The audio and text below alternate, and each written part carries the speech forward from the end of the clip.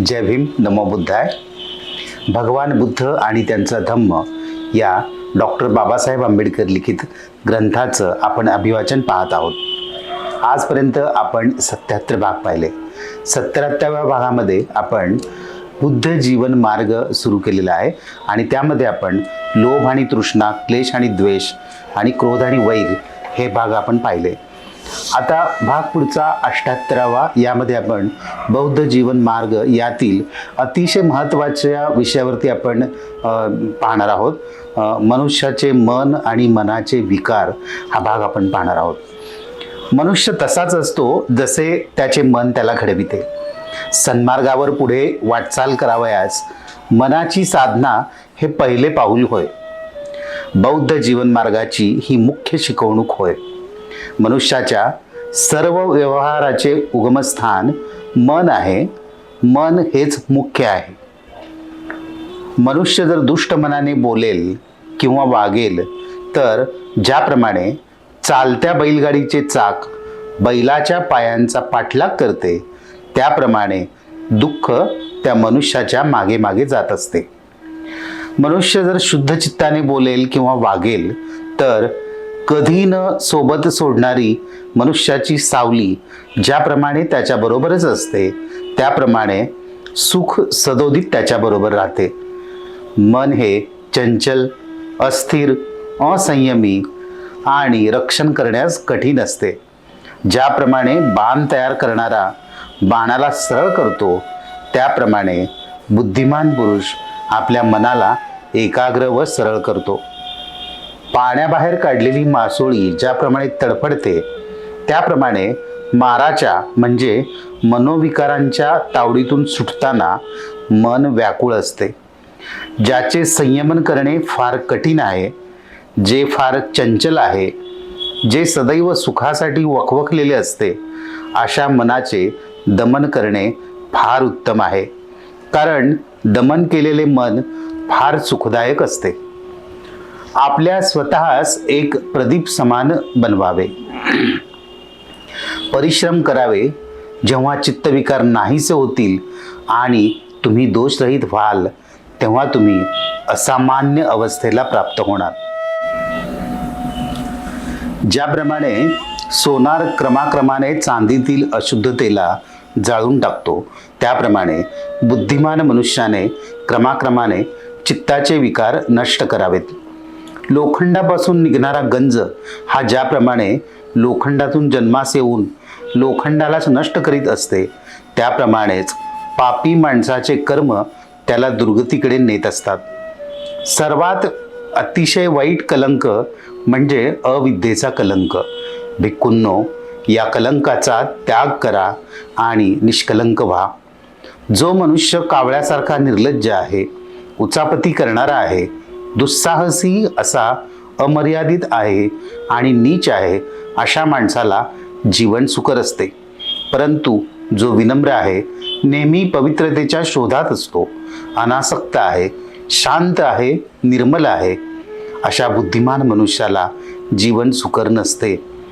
जो हिंसा करतो, असत्य भाषण करतो, चोरी करतो, जो परदारा गमन करतो आणि जो मनुष्य उन्मादक मद्यपानात मग्न राहणारा आहे, तो मनुष्य इहलोकी आपलेच थडगे खणीत असतो. हे माणसा, हे लक्षात ठेव. असंयमित माणसाची स्थिती चांगली नसते.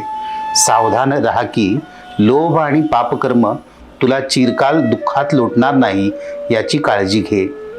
कोणीही देणारा आपल्या श्रद्धेप्रमाणे किंवा इच्छेप्रमाणे देतो. जर मनुष्य दुसऱ्याला मिळणाऱ्या अन्नपाण्याबद्दल मनात जळत राहिला तर त्याला ना दिवसा शांती लाभते ना रात्री शांती लाभते. परंतु ज्याच्या मनातून ह्या असल्या विचाराचे निर्मूलन झालेले असते, त्याला दिवसाही शांती लाभते आणि रात्रीही शांती लाभते. कामवासनेसारखा अग्नी नाही आणि लोभासारखा पुराचा लोंढा नाही. दुसऱ्याचे दोष हे सहज दिसतात, परंतु स्वतःचे दोष क्वचितच दिसतात. ज्याप्रमाणे धान्याचा तूस पाखडावे, त्याप्रमाणे माणूस इतरांचे दोष पाखडीत असतो. परंतु ज्याप्रमाणे कपटी जुगारी अपयशी फासा लपवून ठेवतो, त्याप्रमाणेच मनुष्य स्वतःचे दोष लपवीत असतो. जो मनुष्य परदोषच पाहत राहतो आणि स्वतःचे दोष उघड होताच अस्वस्थ होतो, त्याचे मनोविकार वाढतच राहतात आणि तो त्या विकारांच्या विनाशापासून दूर दूर जात राहतो.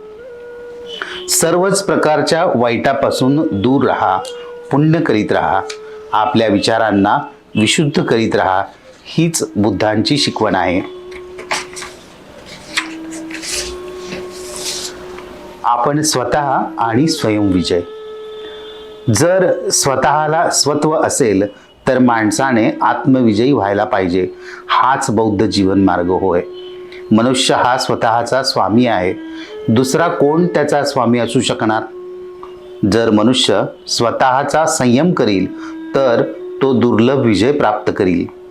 जो मूर्ख मनुष्य अर्हत आर्य शीलवान माणसाच्या शासनाची उपेक्षा करतो आणि खोट्या धर्मसिद्धांताच्या मागे लागतो, तेव्हा त्याचे ते दुष्कृत्य ज्याप्रमाणे वेळूंचे फळ वेळूंच्या विनाशास कारणीभूत होतात, त्याप्रमाणे त्याचे स्वतःचेच कर्म त्याच्या विनाशाला कारणीभूत होतात.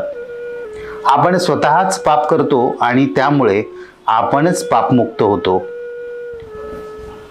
आपणच पापाचा त्याग करतो व त्यामुळे आपणच स्वतःला शुद्ध करू शकतो. शुद्धी आणि अशुद्धी या स्वतःवरच अवलंबून असतात. कोणीही दुसऱ्याला शुद्ध करू शकत नाही. जो केवळ सुंदर सुंदर असेच बघतो, जो इंद्रियांचा संयम राखीत नाही, जो भोजनाची मात्रा राखून खात नाही, आळशी आणि निष्क्रिय आहे, त्याला त्याचे आपले कर्मच त्याचा नाश करणारी ठरतात. ज्याप्रमाणे वाऱ्याने दुबळे झाड नाश पावते, त्याप्रमाणे ज्याच्या ठिकाणी भोग लालसा नाही, ज्याने इंद्रिय दमन केलेले आहे, जो खाण्यात संयमी असतो, जो विश्वासार्ह व बावळट असतो, बळकट असतो, तो ज्याप्रमाणे पर्वत वाऱ्याने उलथून पडत नाही, त्याप्रमाणे तो कोलमडून जात नाही. जर माणसाला स्वतः संबंधी प्रेम असेल तर त्याने स्वतःवर दक्षतेने लक्ष ठेवले पाहिजे. प्रथम स्वतःची सन्मार्गावर स्थापना करावी, मग दुसऱ्याला उपदेश करावा. शहाण्या माणसाने स्वतःला दोष लागेल असे वर्तन करता कामा नये. स्वतःचे दमन करणे हे फार कठीण असते.